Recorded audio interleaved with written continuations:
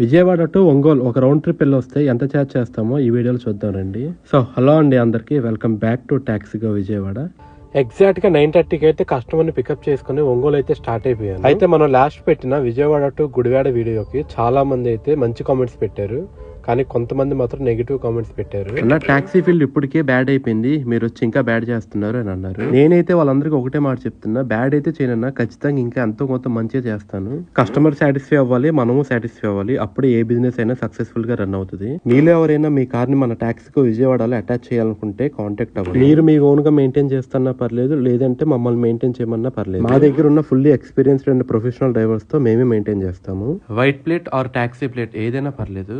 So ఈ round trip కి మనం ఛార్జ్ చేసింది 4200 including all. Please contact TaxiGo Vijayawada for our cab bookings and cab attachments. Thank you.